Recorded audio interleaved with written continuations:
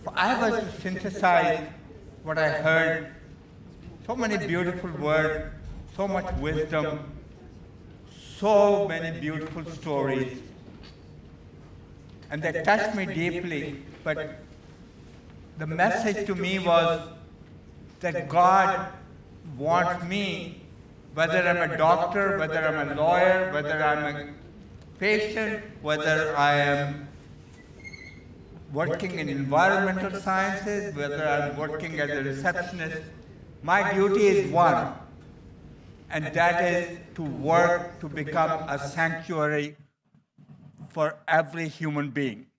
And I know it is a daunting task. I know I'm going to fail, but that's where cultural humility come in. That I'm going to fail, but I'm going to reflect. I'm going to check my biases, and I'm going to get back on my feet and go back, apologize, and try to do better. We would not be able to serve other people until we are at the same level. I have learned after all these, I've been in medicine for 50 years, but I have learned finally that, I need to start checking the feet first, not because they're the most important thing, but that makes me humble. When I feel dorsalis pedis artery, I have to bow down. I bend down, and it creates a relationship with the patient that I cannot create by standing like this. It is a learning process, and we have to get on the road. And the purpose of this conference is let's all get on the road to be more humble with our other living beings. Well, it is my distinct pleasure to bring to the podium Dr. Gada Khan, and I would not pronounce it even though I've been practicing last night. Dr. Gada Khan is a professor of public health at our sister university, George Washington University. And I have known her for a long time from groups. She does wonderful work. And she's here to introduce our keynote speaker, Dr. Roxana or Muna.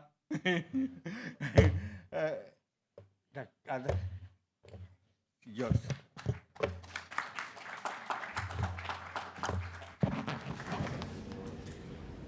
Thank you, Dr. Rana, and good morning, everyone.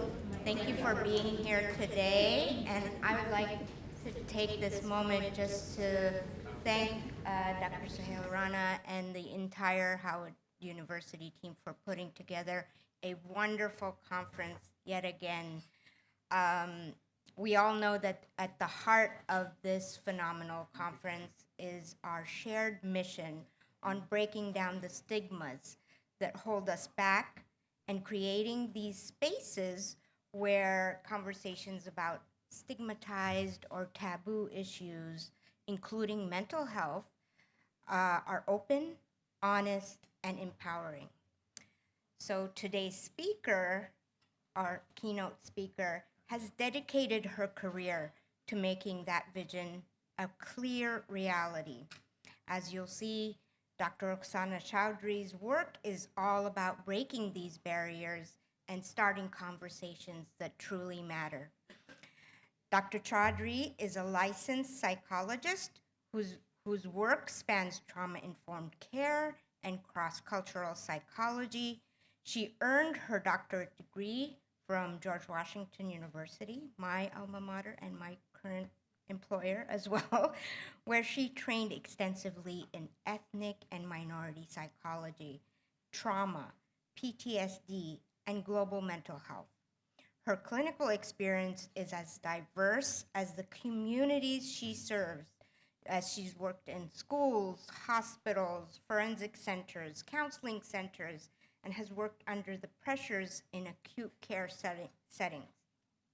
In 2019, she founded George Washington University's first asylum and human rights clinic, which was a groundbreaking effort that reflects her commitment to mental health education and destigmatization as a matter of social justice.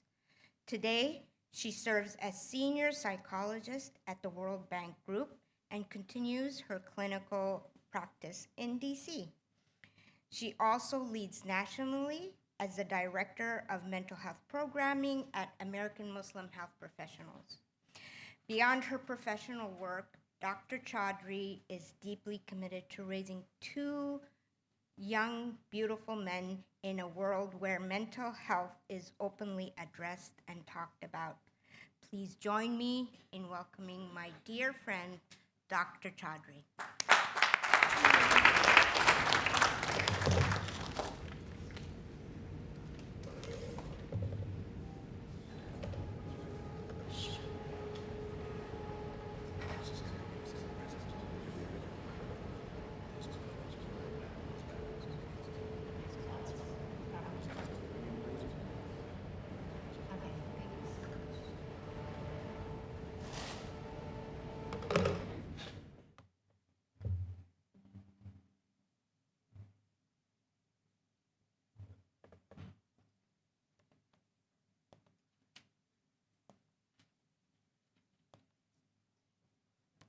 Okay.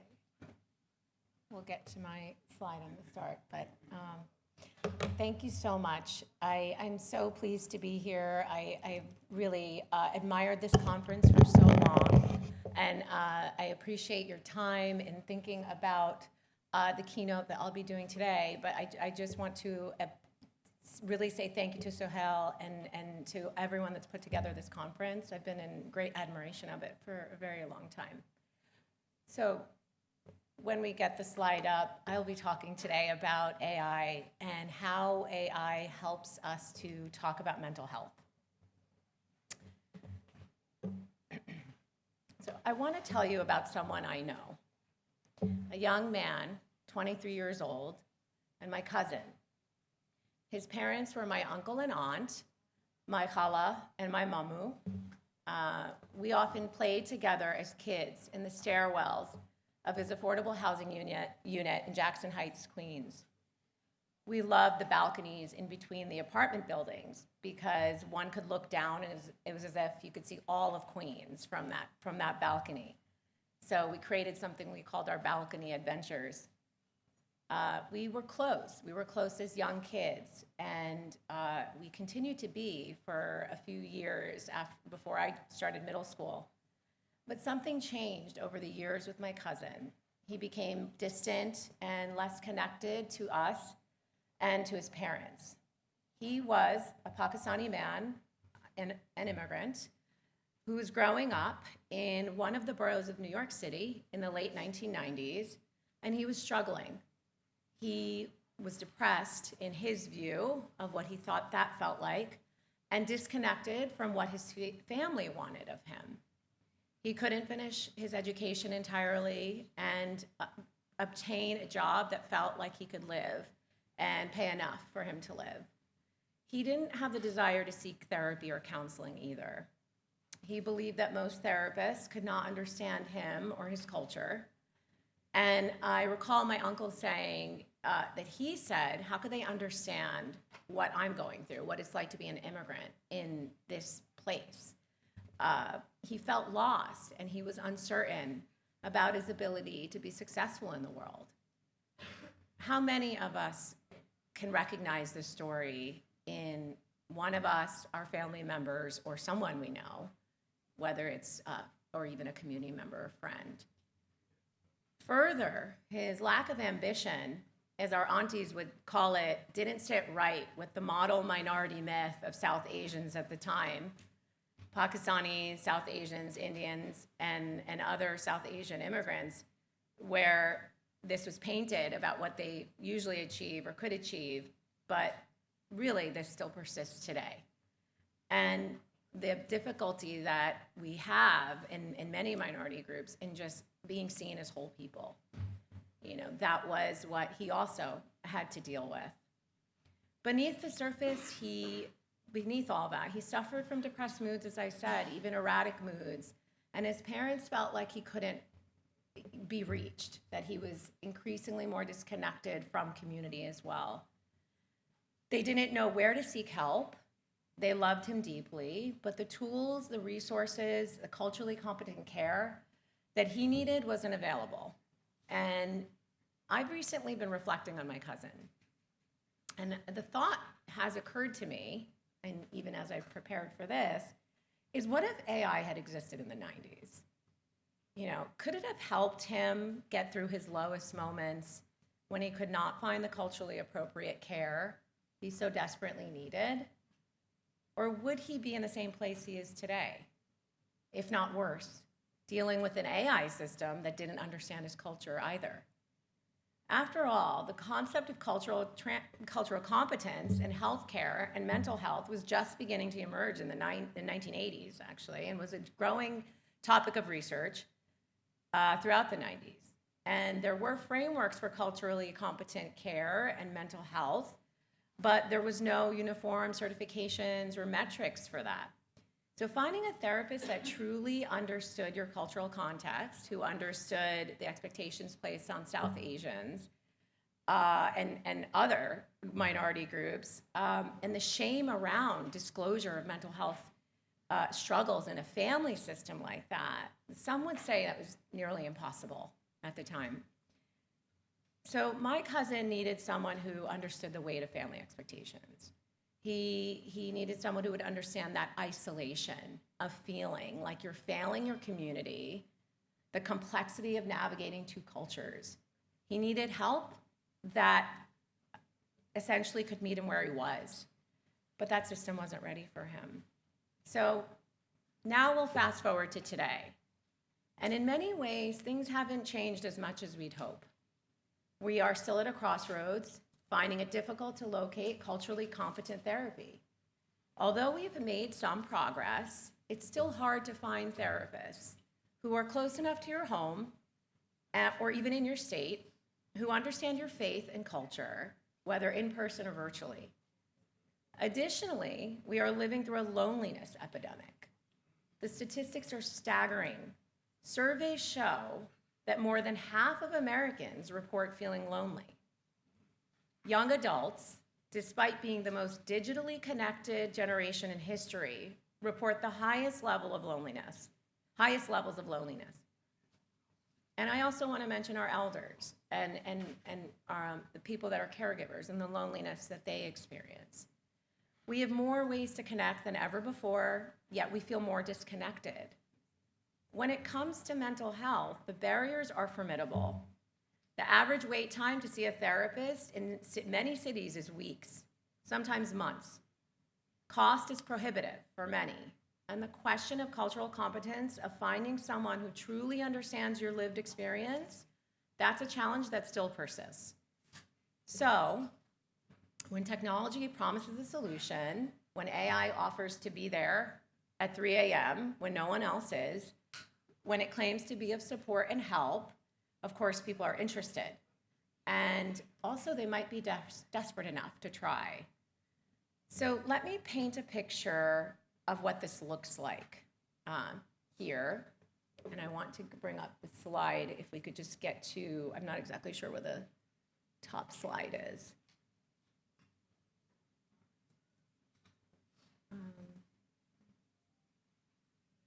Would it be here? That's the pointer. I don't know. Do we have somebody that could bring up my slides, perhaps? Yeah, they're very close. Oh, okay. Okay, well, there it is. Great.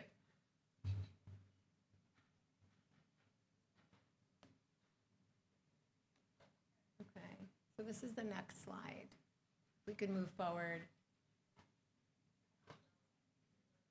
Okay. I don't know if this is working. So I'm just going to read from I had a dialogue here I'd like to show you. Okay. A young man sits on his phone at 3 a.m. He's lying in his bed, wide awake, trying to achieve some sleep.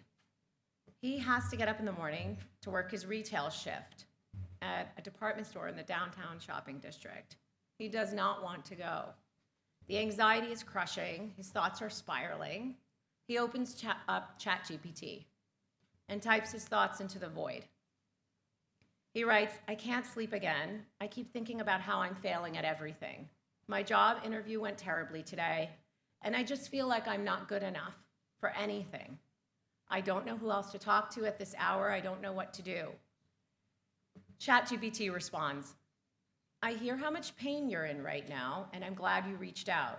Those feelings of not being good enough can be overwhelming, especially when you're tired and it's late.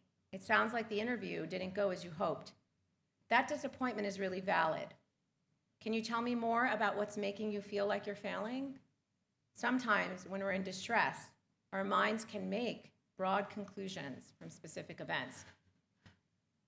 So I'll pause here and ask everyone, does this sound like something that ChatGPT could respond with? Does this sound real to you? Anyone want to take a guess?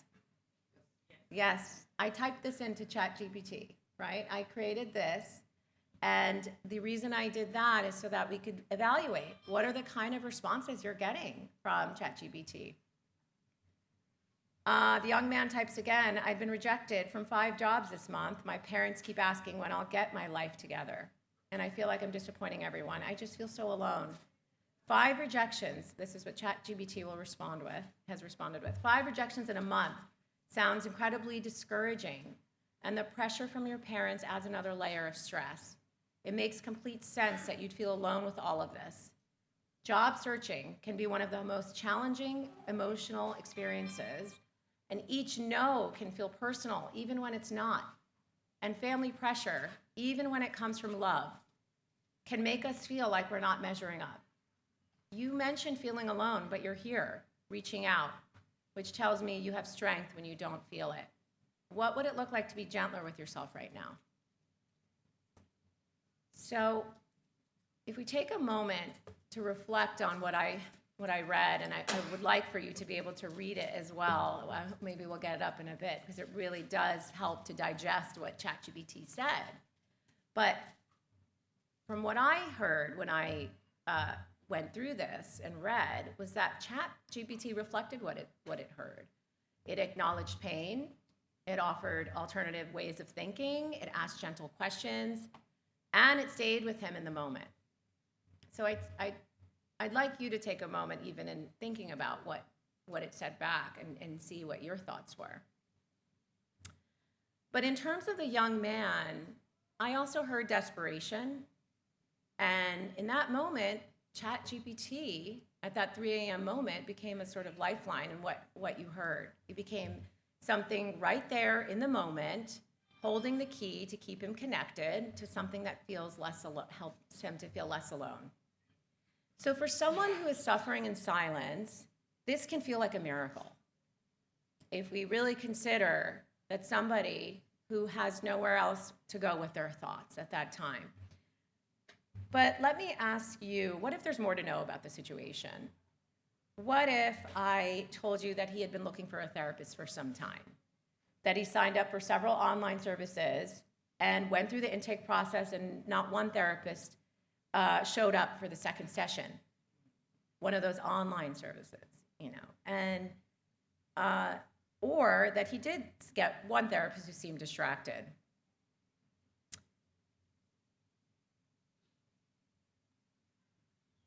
So here with AI, he seems connected. But I think the next question is, what is truly happening in that interaction? Does ChatGPT understand truly what he's experiencing? Or can it just reflect it back? Can it recognize deeper emotional pain? What about connecting its ability to reinforce any social support he might already have, and if he reached out to those individuals and those people? Can AI help assess the reasons for shame around others that he has? Can ChatGPT recognize that there's more that he may not be telling? Maybe he had a recent trauma experience.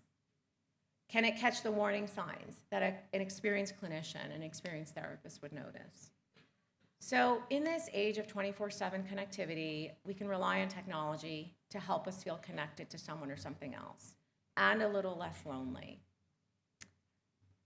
So without kind of saying we have all the answers, I want you as an audience to hold this tension with me, to reflect on the difficulties we have with loneliness and people feeling isolated, and to consider what is the answer to this. So I'd like to tell you another story that perfectly captures our collective ambivalence about this. So in New York City, a CEO named Avi Schiffman developed an AI companion called Friend.com. His vision is bold and, for some, a little unsettling.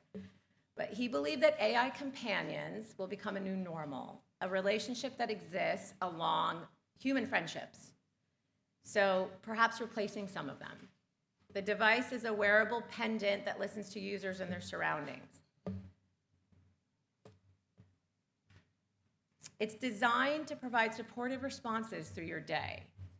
He likes to wear it while he's going to the movie theater alone, for example, so that he can have discussions about the plot, about the movie. No human needed. So he's comfortable using this AI pendant, and he wanted to advertise it in New York City. So essentially, what he does is he spends $1 million on advertisements across New York City, subways. And he has huge glossy posters showing young, lonely people finding comfort in the AI pendant. So what do you think the response was from New Yorkers? Maybe some people have an idea, but it was swift. It was brutal. And a large majority of the ads were defaced and graffitied, often within days of going up. The messages were telling. AI is not your friend, exclamation point. Talk to a neighbor, with the friend device crossed out. Computers and corporations don't want to be your friend. They want your data and your money, $signs. This is dystopian. Human connection matters.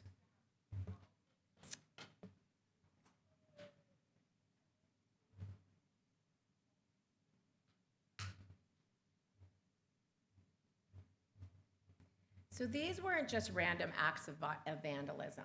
This was a city talking back. This is that conversation. This was a city talking back. This was people saying, we see what you're doing and we reject it. I believe that these remarks speak to something really profound happening in our society. We're intrigued by AI, but also disgusted by it. We're worried about our futures, and where we're considering AI will either unintentionally or intentionally enter our lives. And some worry that they could replace existing relationships. Think about the paradox here. On the one hand, we have real needs. We're lonely. We're struggling. We can't find help. We're desperate for connection, for someone to listen to and offer understanding. And AI offers that immediately, without judgment, without cost barriers, available 24/7. On the other hand, we know deep in our bones that something is wrong with this picture, that a computer algorithm, no matter how sophisticated, is not the same as a human, friend or therapist. So intimacy requires understanding, based on our vulnerabilities. And vulnerability requires trust. Trust requires us as the human being on the other side who can truly see us.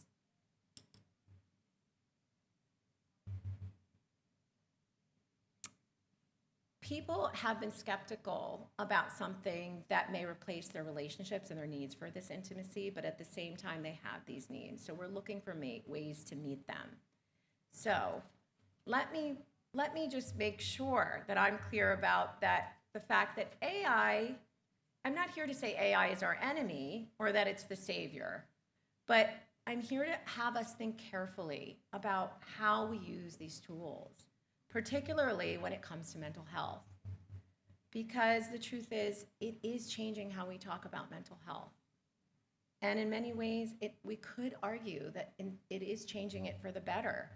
So by using AI, we can stop feeling embarrassed or judged, like the 3 a.m. conversation, when we discuss our feelings.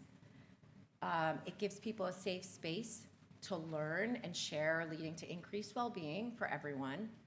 But it's also important to understand both the benefits and the challenges, the risks that come with using AI for mental health. So I will give a few examples of how AI is being used for mental health. There are apps such as Wobot, Wysa, Replica, and have millions of users. And also we know people are turning to ChatGPT for emotional support. So it's being used for emotional support whether we might feel that this paradox is occurring. It's already happening. But there's something important here about the AI use of mental health. So there has been a few studies showing that these tools can be very good at helping both teenagers and adults feel less sad and worried, offering a real resource for mental health. So one example was a group of therapy bots responding to people, young people, adults, expressing that type of sadness, that loneliness, a study done by Yifeng, who described that the AI therapy chatbot did respond to increasing some sense that they could move through their feelings and coping skills. So we want to be aware that there is that space, that research is being done. Another example was done in 2019 by a digital intervention that used a chatbot to respond to users.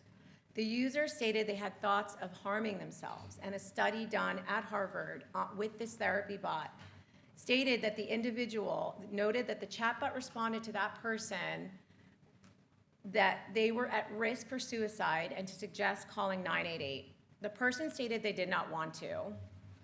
The chatbot simply asked, why not? And the person stated, the user, well, because I don't want the police to come to my house. The chatbot stated, well, it's unlikely the police will usually come to your house when calling 988. It's a suicide prevention line. And through this study, they found that it caused a 23% increase in the likelihood that users would call 988. So that simple question back, stating, why not? And giving a statistic as to the fact of why police do not necessarily accompany 988, change some of that dynamic for that user. So we have to acknowledge that even something like that, what they call a light intervention, to understand and know and acknowledge that there could be a use for that. So just in terms of how chatbots work, what's important to know is they're programmed to understand how you're feeling and respond in ways that can help you out, almost like a supportive friend, as I mentioned. It listens to what you have to say and figure out if you're feeling stressed, worried, or just a bit down. It offers support by giving you helpful ideas and simple ways to deal with tough feelings. So there are real advantages to this. I think there's maybe something here that's a little bit, you can go back actually to that. I will just outline it. Okay, this one. So what are the advantages? So we know they're always available. They're on 24/7. Weekends, holidays, at 3 a.m., as we saw. They're totally secret. We can talk about the privacy issues, but they are secret for that user and that technology. They're often free and they're affordable. So everyone can access them regardless of income. There's no need to worry about being judged for how you feel or what you're going through. So that's the kind of piece to remember about where mental health and AI does come in. So, but these aren't small things. We know these are significant barriers around AI, around seeking mental health services that AI can possibly help us overcome. But the question is how? So if AI is used in conjunction with human oversight and based in scientific understanding, how can it actually help with mental health? And what are the limits we need to acknowledge? So we talked about this, the anonymity and the stigma-free space. Oftentimes people call this a third space, where it's the space between isolation and getting professional help. And then we have the practice of conversations. So a lot of times, just that process of speaking out loud about your struggles, where you have kept that held inside for so long, well, this could be a rehearsal space for that. You know, that first time that you speak to your parents, that first time you speak to a friend or someone else, that could possibly be the link to getting someone help. And what about the gaps? What about those who can't afford therapy or counselors for specific issues? Could AI help when they cannot get to that human person? Not replace them, but get to that person.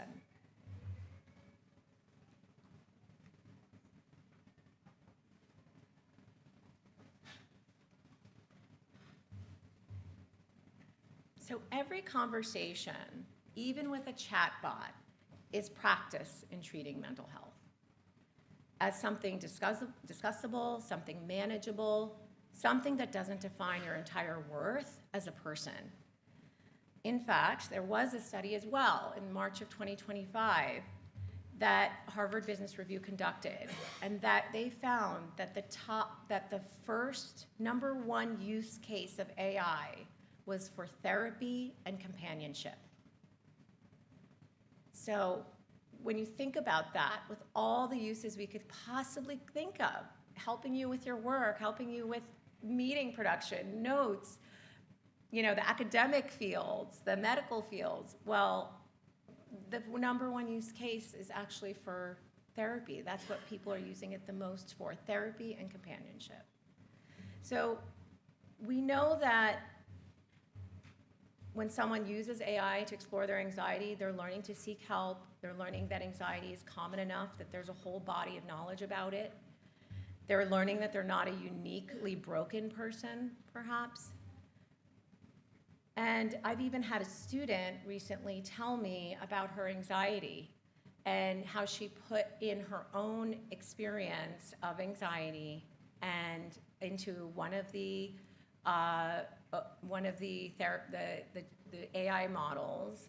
I'm assuming it was ChatGPT, but she said that the model responded back with ways to de-stress. It increased her ability to know about breathing techniques and use them live when she's, you know, feeling that heightened level of stress. And she said immediately, well, I felt so de-stressed. I realized that there is something I could do. So we do want to understand that there could be a reduction of stigma here, that stigma cracks a little bit more, you know, if we really take into account those folks' stories. Finally, we need to acknowledge the elephant in the room, which is that millions of people do not have access to mental health care. And in rural areas, there may be no therapists at all. For people without insurance, therapy is financially out of reach. So people in certain communities as well, as I mentioned from the start, you know, finding a therapist who understands their cultural context, their language, their lived experience, it's like a needle, searching for a needle in a haystack.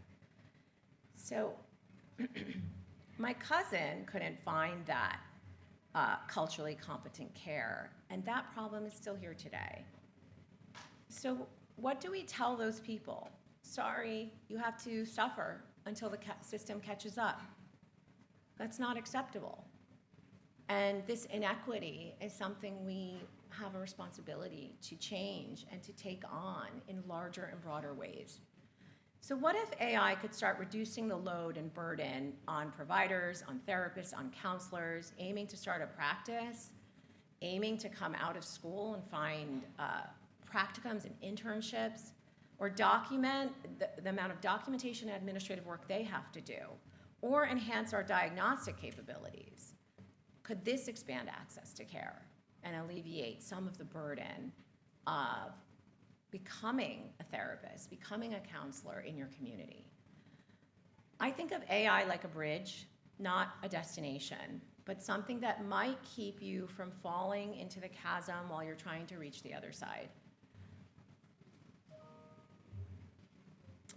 I want to also point out that there is the other side of it when it comes to therapy and mental health. So we know the positives, we know there's possibilities, but we do want to make sure that we know what it is that an AI chatbot can do that can also hurt people and also cause issues.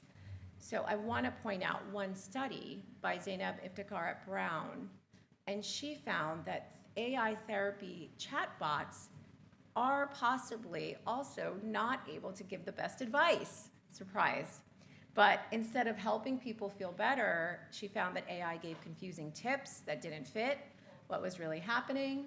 The suggestions were generic, tone deaf, and even potentially harmful in one case where it further abandoned the user who described feeling already abandoned. So she found in her research, AI can't really understand the feelings the way people can. It follows rules and patterns, but it can miss important hidden meanings. And this isn't a minor point. When someone is struggling with their mental health, misunderstanding them isn't just unhelpful, it can be harmful. It can make them feel alone and less likely to even seek outside support. So let's be clear, AI cannot diagnose mental illness with nuance. It can miss warning signs, it can misinterpret what we're saying. It can't hold you accountable the way a real therapist can. It won't notice when you're avoiding difficult topics. And it cannot provide the healing power of a genuine human connection. And human connection is healing. The research is overwhelming on this. So being truly seen, truly heard, truly understood by another person, that is therapeutic in itself. No algorithm can replicate that. AI doesn't really have skin in the game either. You know, it doesn't care about you. Not really, even if it's programmed to say that it does. So, and there's something important about talking to someone who actually cares, who's invested. Finally, the more important point is that AI can be wrong. As I mentioned, it can give the bad advice that you may not be seeking. So here's where we are. We have a technology that can provide some comfort, some resources, some support to people who need it. It's affordable, it's free, it reduces barriers to talking about mental health, but it's also incomplete. It's flawed, could be potentially dangerous if people rely on it exclusively. It threatens to replace the very thing that heals us, authentic human connection. So if this was your friend, if you had this as a resource, would you be grateful that they had it? Or if they had it as a resource, would you be grateful? Or would you be worried that that was all they had? The answer to this, I think, is both. It's okay. We can hold two things at the same time. Both things could be true at the same time.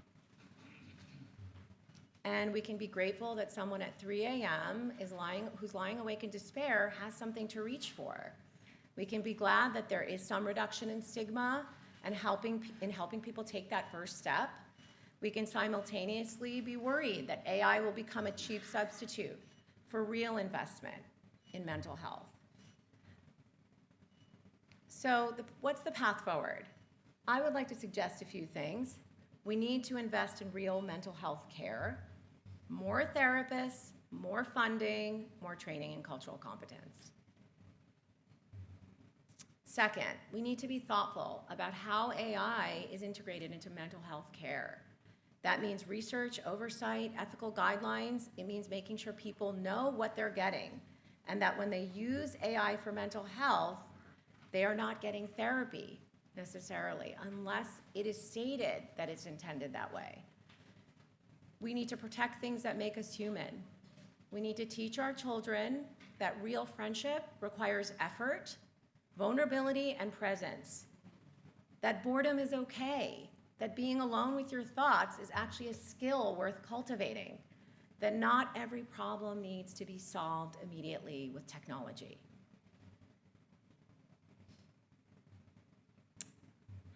Fourth, I think we need to talk more about this. We are a field of people in many different disciplines, but what do we want our relationship with AI to be? What boundaries do we need to set? What values do we want to protect? These are collective questions that require a collective conversation. It's up to us to decide what we want to see in the world. And, at this crossroads, I would like to leave you with the words of Mahatma Gandhi: be the change you wish to see in the world. And I ask you, as we reflect on this today, to think about what change do you want to see, and to think about the impact on our mental health and our relationships. So, thank you.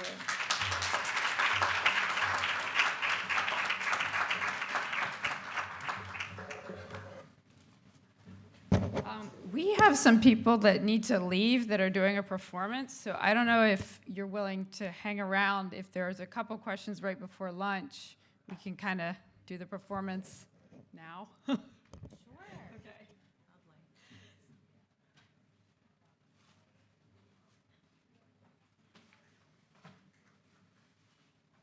Okay.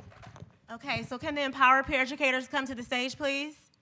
So how's everybody feeling? Y'all enjoying the conference? Yes, 16th annual. So my name is Dr. Miranda Ward, and I've been partnering with the Howard team for, probably 12 of those 16 years, right? It's been a long time. So, yes. So I'm really excited. While they get set up, I'm just gonna give you a little background. So Howard actually received some funds from Gilead to actually work alongside with Health HIV to do a project called Empower. And so it's all about HIV prevention, specifically for Black cisgender women, so they can, know about HIV prevention and specifically PrEP. And so it includes a podcast series and video series, but it also includes a peer education program of Howard University students. And you're actually going to get the opportunity to experience firsthand the theater arts program that we have been cultivating. And they're really excited about this opportunity because this is their very first live performance. They performed virtually with Health HIV, but today is our first time performing live in front of a studio audience. So they're really excited about that. So let's show them some love. Okay.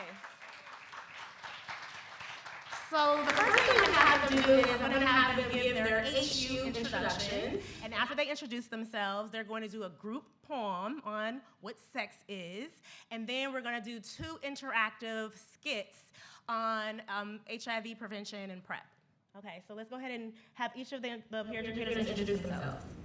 Hello, everyone. I'm sorry. Hello, everyone. My name is Reginald Taylor. I am a junior biology major from Felton, Delaware.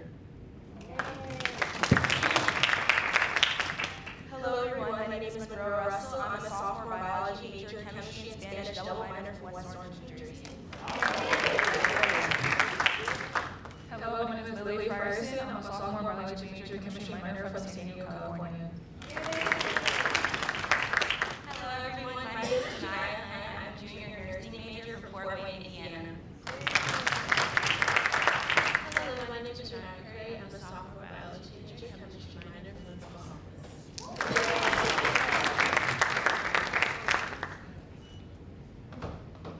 Sex is Consensual. Before we can get to the big show, we need to know if it's a yes or a no-go. Sex is physical. Sex is related to the body and touch. Girl, not just your feelings and such. Sex is Intimate. Sex is personal and private, a physical and emotional connection between those who try it. sex is pleasurable. Sex is the intention to have an experience that's gratifying. For everyone involved, it should be satisfying. Sex is intended for one or more people. It's you plus 1, 2, or even 3. It's for you and whoever else they're meeting. Sex is What does sex mean to you?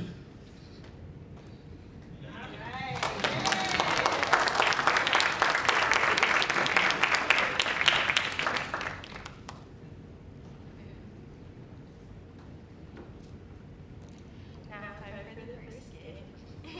Play.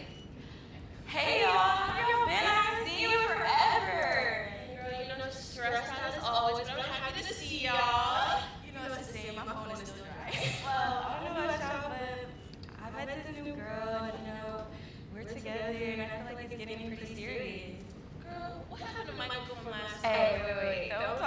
nobody you don't see me with, please.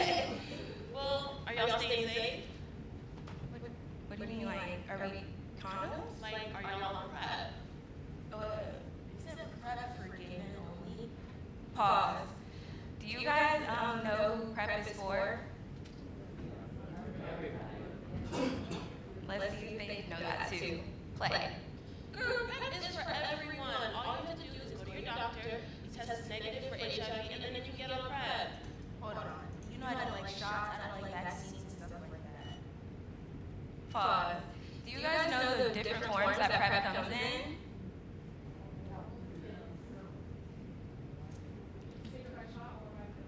Excellent. Let's let them know that as well. Let's play. Girl, if you don't like shots, you get PrEP in pill form too. I don't like shots either, but that's no excuse not to stay safe.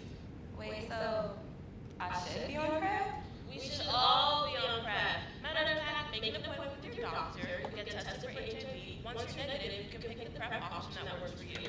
Huh. No way. Thank you so much for teaching me that. Of course. Let's go watch this movie and have a good time. Okay.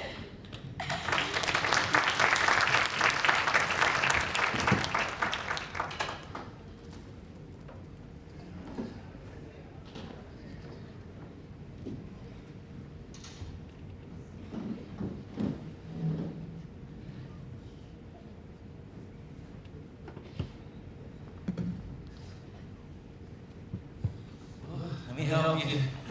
Yo, those drinks are fire. Oh my gosh. Oh my gosh, I had a great time tonight. Me too.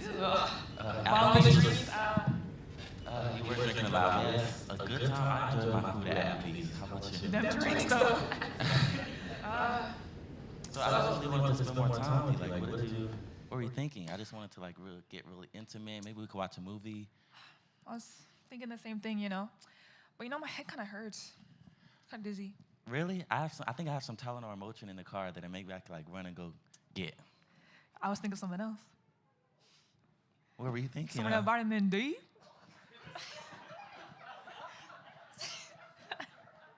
Pause. As you guys can see, she is clearly drunk. Should we continue this conversation or rewind and have a sober conversation? All right, let's rewind. I had a great time tonight. Me too. That food was really good. Yes, I had a great time in that 2 for $20 at Applebee's. It was so good. But what we're thinking of, I really just wanted to get intimate, maybe watch a movie. I saw this new Wicked movie coming out maybe tomorrow. Maybe we could like watch the first one to get prepared. What were you Yeah, thinking? you know, I was thinking something different though. You know, I think we had a good time, kind of bonded a little closer. So I was thinking, get a little more intimate. Like what? What does intimacy look like to you? I was thinking we have sex. You know, I'm in that mood. Oh, I've never. That's funny. I've never had sex before. I'm a virgin, so I don't know if I'm ready to like go all the way. I mean, I could take the lead.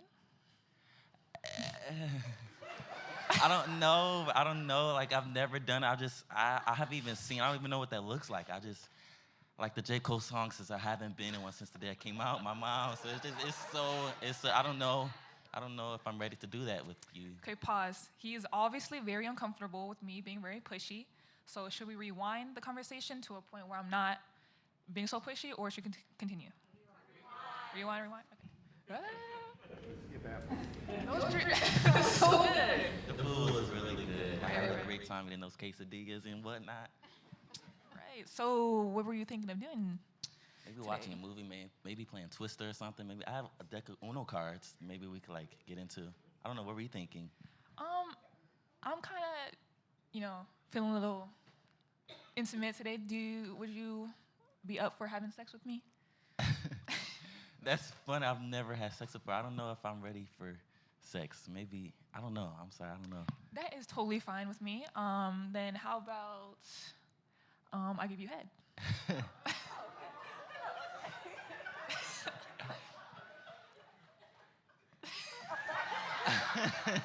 I mean, that's dang near sex if you ask me.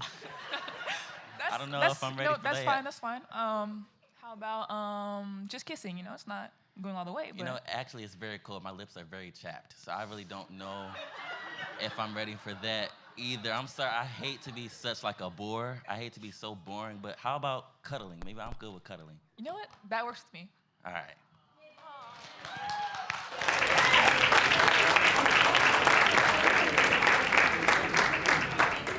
Go ahead and give it up to the power educators.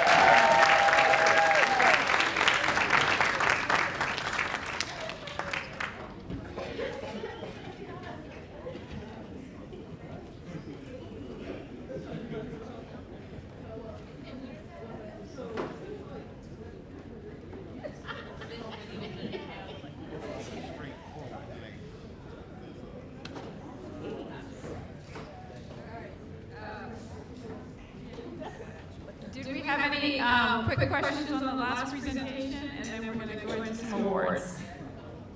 I actually had somebody who I've known almost 10 years, and I just got permission from her to talk. She was watching your presentation, and I met her first at a retreat put together by, you may know Khadija, Rana. So Rana had a retreat a while back, and I met her. And then I invited Imani to our home, and she's been at home, and she's been at the conference several times. And she was watching. I told her when you got on, get on. so she was watching this, and she shared these things, and I thought it's worth sharing. She's been using ChatGPT, and she has had lifelong problems, severe PTSD, bipolar, many other issues that come, comorbidity, etc. So she's had issues, and she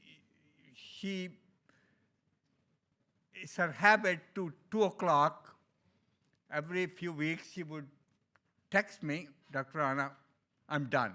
I'm ready to commit suicide.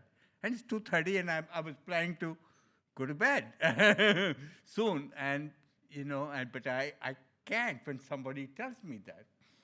So here I'm engaged in half an hour, 45 minutes, just listening to her. You can do better. Just supporting her, listening to her. So she's been using ChatGPT a lot, but one of the things she says is that she customized, her boyfriend customized it a year ago for her. But she still complains that still, for poor people, it's very expensive.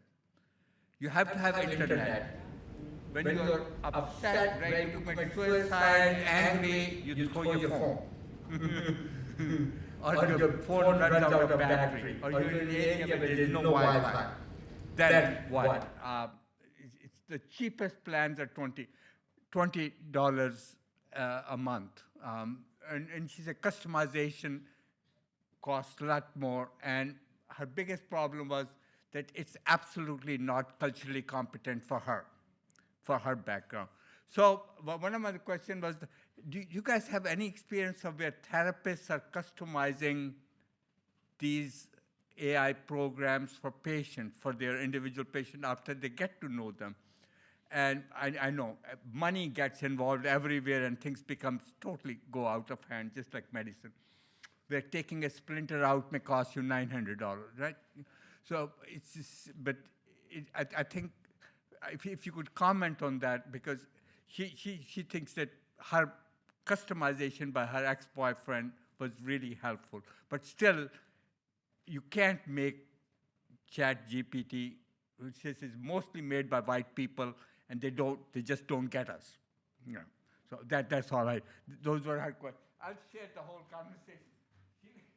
As much as you were talking, she was talking at the same time.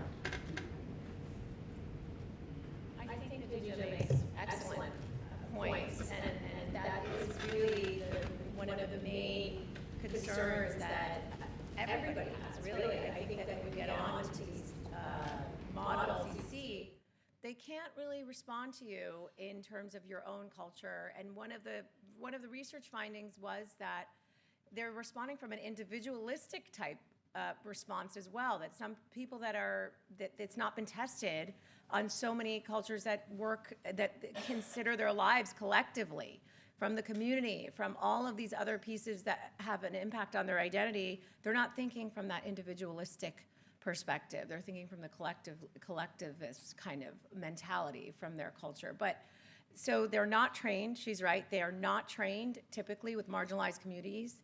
There's incredible biases, and they are not just developed by, a white American or in European population. They're also being tested on those populations. So, and they're being developed from data gleaned from those populations. What does that say about the rest of us and the rest of the individuals who need the assistance?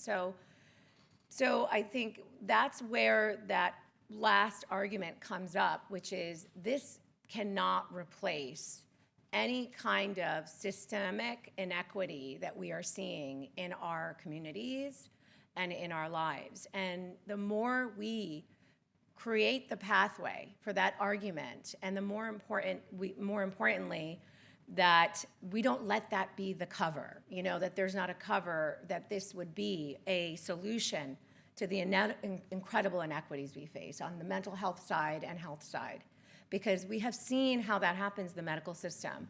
Those communities not being taken into account and perpetual inequity to occur and policies being framed. Yes.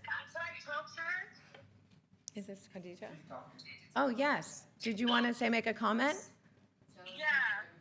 And you're on a speaker in the auditorium. Is that okay? Yeah, that's fine. Okay. Did you want to ask a question? Yeah. Okay. Well, I wanted to say something. Yes. I'm listening to her, though. I want her to finish. Oh, I essentially is what I'm saying is that that the most important piece is that this does not become another pathway for further marginalization, discrimination, and changing and increasing inequity. I'm all done. Did you have a question? Oh, hi. Yes. No, this is Bonnie. Okay, I don't know if she's... Yeah, I wanted to talk to you. Sure. Cool. I like what you're saying. And you want to ask a question in the auditorium? Okay. So I'm in Rhode Island, right? Mm-hmm. Mm-hmm. Yes? I don't know if we lost her. I'll get to the audience and maybe she'll come back. Yeah, let's go with that. Okay. Yes.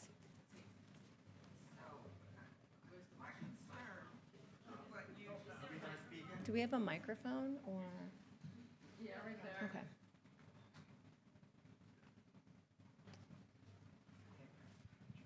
With what you've already shared around bias, I can see with all the models that are put out there for therapists, for coaches, for doctors, that AI will become a tool for diagnosis. Yeah. Something that we point people to when they can't afford services. Something that we encourage people to use in order to save money. And the bias that's already there, in my opinion, could cause real harm to marginalized communities. So how do we address that in ways that acknowledge the good that AI can do, but really hone in on the fact that, as you said, we need to really address the inequities, particularly around mental health and healthcare, and not sort of push everything off to AI as the solution. Right. And so I think it's such a good point. The APA came out with recommendations on this issue in particular, that the use of this, to continue the use and proliferate it and bring it out into every mental health care model or EHR, hospital care setting, could point us away from increasing our ability to have therapists and counselors available in our communities, in an increased cultural competence, that it could become a kind of, a pathway away from that we're essentially going to use one way to replace this idea and this need that we have in reality. And it's a really strong recommendation that they made against that this cannot be the way that we address the fact that people are not being diagnosed correctly based on their lived experience. And so I think when we have enough voices in the room, and like the APA did respond in this way, I think effectively, that's what the argument is, that we could see this as this is out of our hands.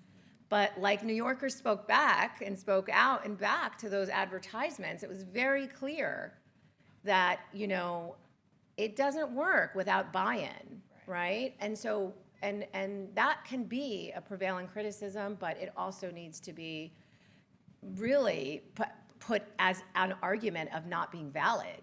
And I think the more our communities are involved in the discussion like we're having today, the more we are able to think collectively about this and create that space that, well, this actually tells us the other direction is, how are we going to increase the amount of counselors and therapists that are available? Can you use it for some ability to create pathways for those people to get licensed, for those people to increase their education options around mental health? Because that's a huge barrier as well, why people don't become clinicians and counselors from the community. Well, one of the things that really concerns me, though, is we're not renewing the ACA. Health insurance prices have gone through the roof. What prevents there becoming a large buy-in simply because of a financial issue? Right. That's kind of where I see some of this going. That, oh, you can't afford it, you don't have insurance, use AI. Mm-hmm. And I think that is a valid argument. That's a valid argument. And since it's still in development, to say that you could use this instead of a therapist, you could use a therapy bot. It's both things at the same time. Could it help certain folks who don't have anything, but then at the same time, is it keeping them further away from services? And that is why this is so important, that we're trying to shape the conversation now. How will this keep people from getting services too? Could it do more harm just by bringing this out to those communities? So, and I think that the other piece to it is mental health care. How much of that is even part of ACA's newer round of what they're trying to do, and how much will that be? How much will that cost? I think that's a great point. There was some other questions, I think, in the audience. I don't know if there was. Yeah. Two other. So I think that's good. So I'll answer his and I'll get to you. So the question was, why is there a shortage of therapists and counselors? So there's a lot of barriers in general with folks trying to become therapists and counselors with cultural competence first. And I think in general there is a shortage, even without the cultural competence. But that's because education has become so incredibly expensive. So the barriers to entry are predominantly, and for many people, cost. So, and then when you think about having difficulty affording therapy, then how can you afford the education you need to become a therapist or a counselor or in any field related to mental health? So that's a major indicator. And even now, education becoming more expensive with loans not being as available, with all the pieces that you need. So, at some point, it just becomes the largest barrier. There's other barriers in terms of training and offering people the ability to go from one step to the next. There's not enough training sites, and then when you don't have enough training sites, and people to supervise those people. They can't become therapists and counselors. And then they don't know how to get to the next step. There's a lack of mentorship. And so it's a real trickle down kind of systemic issue. And the big piece is the cultural competence piece, because those communities have the least available to them in terms of resources to become mental health counselors. Did you, yes? Yeah, just a comment, probably. We know loneliness has become a public health issue. And the previous Surgeon General, I don't know about this one, but they issued a warning, and there is a lot of research in the U.S. also about loneliness. And in the United Kingdom, there is a Department of Loneliness. Yeah. It is such an unbelievable issue that they have a department now.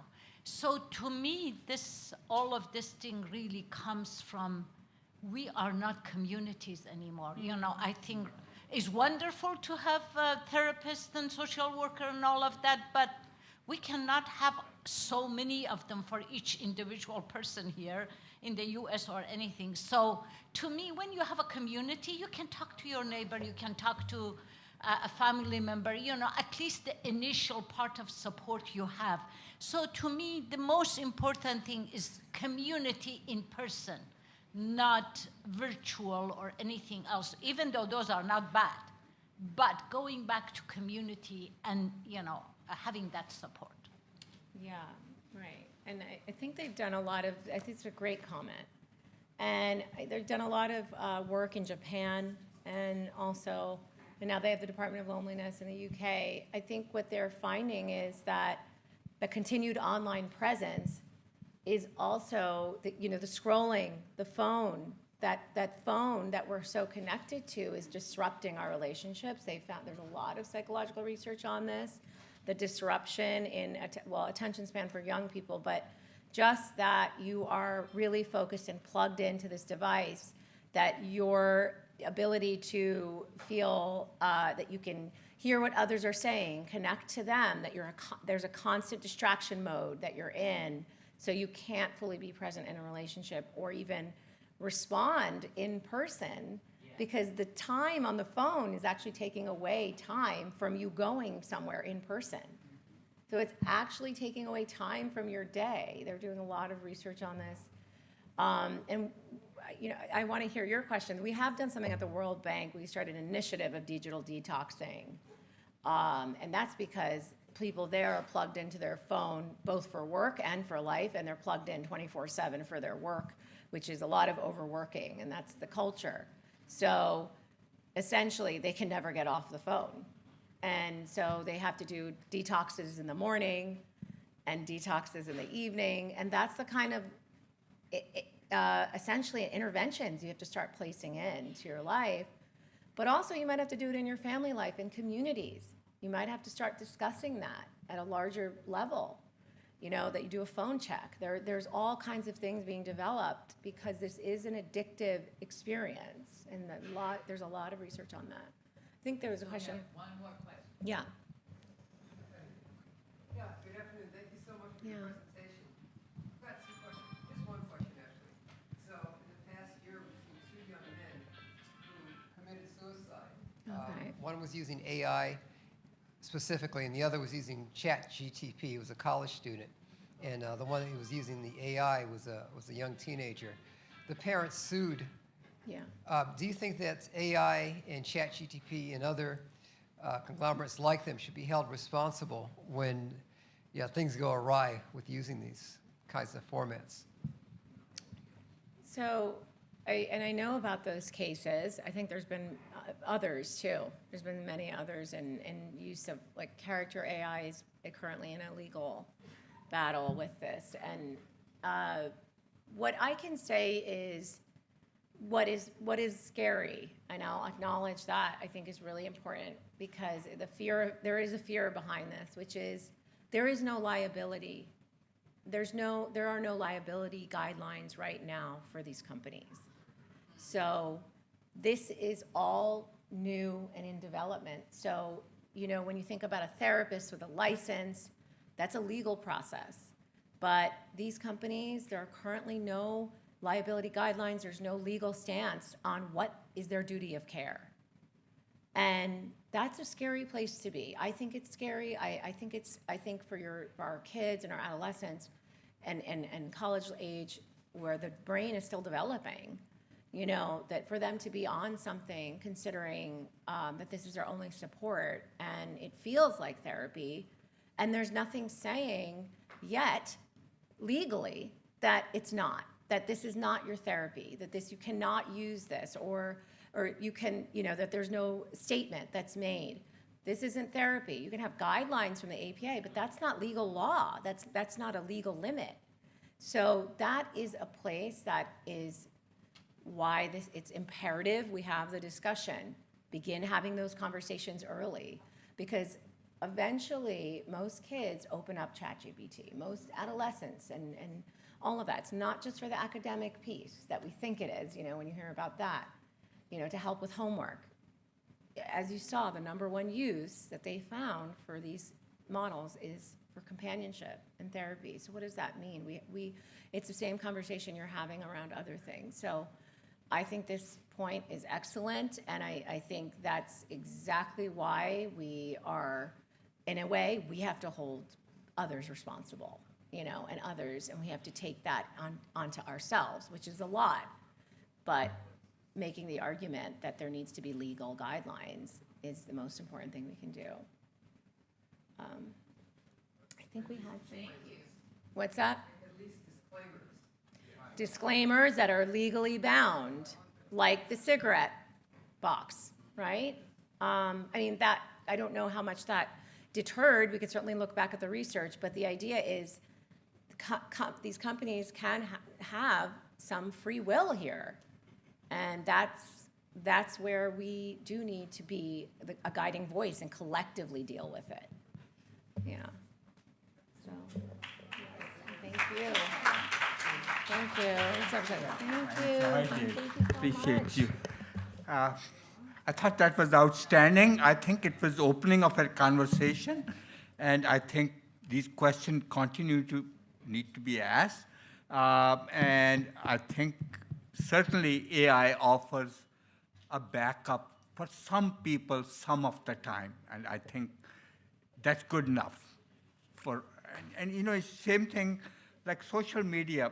We would never know its benefits because one like of your picture, sometimes for some people, that's all, it makes a huge difference on putting on Facebook. But we would never know the value of it, and it's so hard to study those and do comparative studies.